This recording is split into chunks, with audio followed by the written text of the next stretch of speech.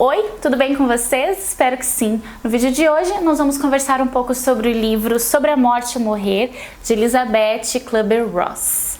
Elizabeth é uma psiquiatra e ela acompanhou por muitos anos do trabalho dela em hospitais pacientes com diagnóstico terminais, né, de várias doenças diferentes, dentre elas o câncer. Então ela acompanhou muito dos relatos, tanto dos pacientes em fase terminal, quanto da família, e também como que funcionava tanto a equipe médica de enfermeiros, como de médicos. Eu acredito que praticamente todo mundo já deve ter ouvido falar da teoria do luto, que nós passamos por algumas fases do luto. E essas fases do luto são não apenas para a morte, mas também para relacionamentos, para emprego, para projetos de vida, para situações de vida. Nós passamos por algumas fases desses lutos. A psicologia se divide. Algumas linhas de abordagem utilizam como base e outras linhas não. Independente disso, no decorrer do livro, enquanto a gente vai lendo, cada fase do luto a gente realmente vai percebendo que muita coisa faz sentido.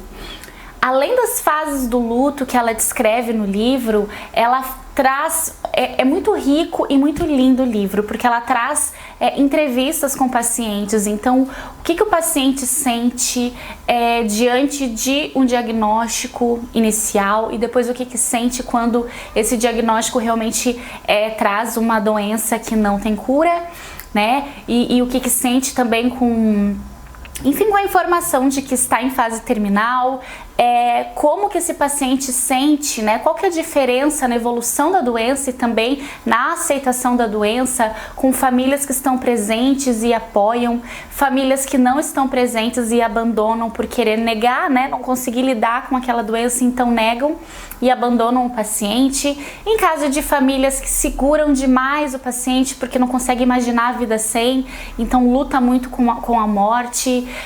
Casos de pacientes que relatam as diferenças que tem quando o médico passa essa informação de terminalidade da vida de uma forma mais afetiva, afetuosa, criando empatia, ou quando ele é mais seco, mais frio. Quando a equipe de enfermeiras também conversam mais, são mais afetuosas, mais carinhosas, e quando são enfermeiras mais direto ao ponto, também mais frias, algumas um pouco negligentes, outras não. Então são muitos relatos de caso verdadeiros, né? Porque foram pacientes, enfim, que trouxeram esses relatos para Elizabeth. Mas é muito bonito o livro, ele não é pesado, o livro fala inteiro sobre morte, mas você não tem aquele pelo. Gente, eu tô com pelo do Merlot em algum lugar no rosto. Não é aquele peso, sabe? Você não sente aquela melancolia da morte, aquele peso. Você não sai pesado da leitura dos capítulos do livro. Então, ela relata tudo de uma forma muito bonita. Bem, então eu vou falar um pouco sobre os capítulos para vocês. O primeiro capítulo é sobre o temor da morte, então o quanto que a sociedade conversa sobre isso, o quanto a morte ainda é um tabu, né? O quanto que a gente linka muitas vezes o sentido da morte a uma religião, o quanto isso ajuda, o quanto isso atrapalha, pessoas que não acreditam em nada. O próximo capítulo é atitudes diante da morte e do morrer. Então, como que a pessoa percebe o que ela faz, as atitudes que ela toma ou deixa de tomar com a negação diante da morte. E aí ela entra, né? Ela entra nos estágios. Então, o primeiro estágio é o estágio da negação e do isolamento. Então, a pessoa recebe a notícia, casos de relacionamento também, né? Quando há a quebra do relacionamento. E o primeiro instinto é o de negar. Toda mudança que nós temos ao longo da nossa existência, mudanças do tipo que forem, em um primeiro momento, na maioria dos casos, a nossa tendência é negar. É a mesma coisa quando entra um chefe novo na empresa. Primeiro tem aquela resistência da pessoa ser nova, depois com o tempo aquilo vai se acostumando e se ambientando. Então, por isso que eu digo que essas fases do luto para a morte que Elizabeth relata, a gente pode levar para muitas outras áreas da nossa vida. Depois, o próximo estágio é o estágio da raiva. Então, quando a pessoa sente muita raiva, por que comigo e não com o outro? Porque eu sempre fui muito bom, religioso, cuidei da saúde, por que comigo e não com o outro, né?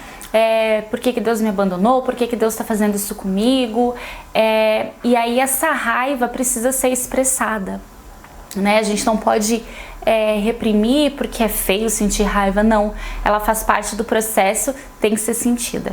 Muitas vezes junto com a raiva vem a culpa também.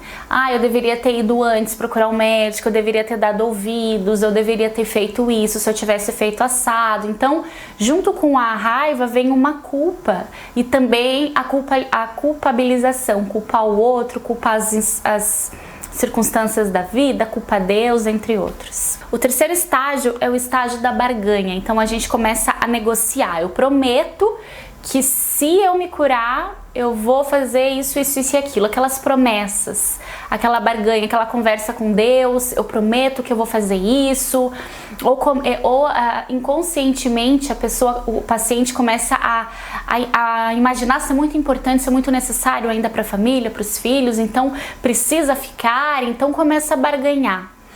Começa a achar subterfúgios e algum tipo de fuga mesmo das ideias para que não lide com aquela dor. O quarto estágio é então o estágio da depressão, que é quando a pessoa realmente percebe que não tem mais o que ser feito. E ela se afunda muitas vezes numa dor muito grande, porque ela já se comparou ao outro, ela já se culpou pelo que aconteceu, ela já buscou culpados além dela, e vem aquele período de depressão dela perceber que não tem mais nada que possa ser feito, e que tem que ser feita uma ressignificação dessa morte, dessa doença, dessa situação, dessa condição. Então a depressão é algo muito pesado. E vale lembrar que esses estágios do luto não é só para o paciente, é para os familiares também. O quinto estágio é então o estágio da aceitação. Quando a pessoa começa então a se preparar para aquilo, percebe que não há nada mais para ser feito, apenas se conformar, apenas aceitar, apenas aguardar, esperar, e aí as pessoas se apegam demais à fé, né? Imaginando como será o depois, o que será que vai acontecer, muitas rezas, muitas orações, é o momento da pessoa se preparar. Com aceitação vem a preparação, aquilo que eu sempre falo, quando a gente está resistindo muito a algo, a gente está negando a existência daquilo. Agora, com aceitação, eu consigo olhar para a situação e me preparar para aquilo, ou mudar aquilo, ou ressignificar aquilo. Então, primeiro eu tenho que acolher e aceitar, para depois eu conseguir fazer alguma coisa com aquilo. Depois, então, vem a esperança, a família do paciente, que é um olhar para a família, como a família age, o que vai fazer depois, o que faz durante, como recebe também essa notícia, né? E aí vem um monte de relato de entrevistas. Então, essas entrevistas, a Elizabeth fazia com o paciente e também com a pessoa principal, com o acompanhante principal, que seria a referência dessa pessoa. Eu acho que esse livro deveria ser lido por todos nós. Não para quem quer estudar psicologia, não para se preparar para a morte, mas para a gente entender o que é uma pessoa que está se sentindo assim.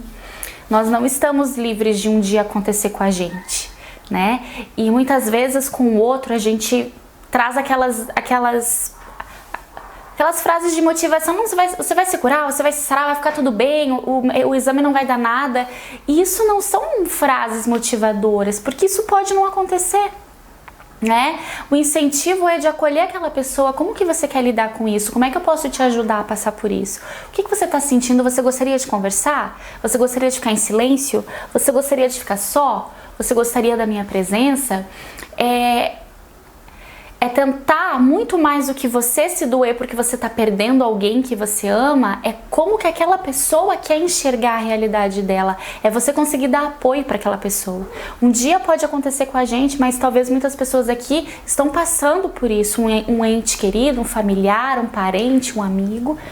E ler esse livro pode trazer muitas ideias de como a gente tentar olhar para essa pessoa que está tão frágil, está tão vulnerável. A gente não pode ficar segurando a pessoa aqui, sendo que para ela está algo tão cansativo, né? Mas a gente também não pode abandonar o barco, né? Para que ela se sinta só. Então, esse relato, todos têm fundos muito parecidos. Como Elizabeth é psiquiatra, ela faz uma análise de vida das pessoas e traz um entendimento. Por isso que é legal para estudantes de psicologia também. Então, ela faz um relato da vida da pessoa, a entrevista, e depois ela faz os links. Mas mesmo para quem é leigo, quem não é da área de saúde, para enfermeiros, esse livro é fantástico. Mas mesmo para leigos, para quem não é da área de saúde, eu indico de olhos fechados, porque traz uma compaixão, traz uma empatia, traz uma forma muito mais afetuosa de olhar o paciente, de olhar o doente, dar dignidade para ele nesse momento tão difícil.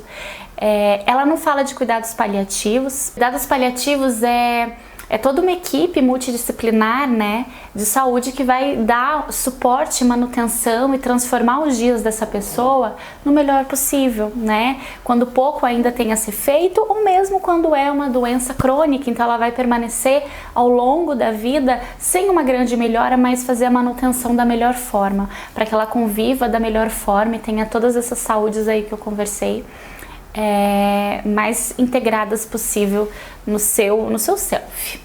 Então eu indico de verdade para vocês, ok? Espero que vocês tenham gostado da resenha. Deixem as reflexões aqui nos comentários pra gente conversar e debater sobre isso, porque a morte ainda é um tabu, porque realmente é algo incerto que a gente não sabe o que vai acontecer. Mas o fato a gente sabe que vai. Né? Então, quanto mais preparados nós estivermos, quanto mais conversando sobre isso, vai ser muito mais fácil de lidar com a morte de um ente querido ou com a nossa própria. Espero muito que o vídeo tenha sido útil. Um beijo para vocês e até o próximo.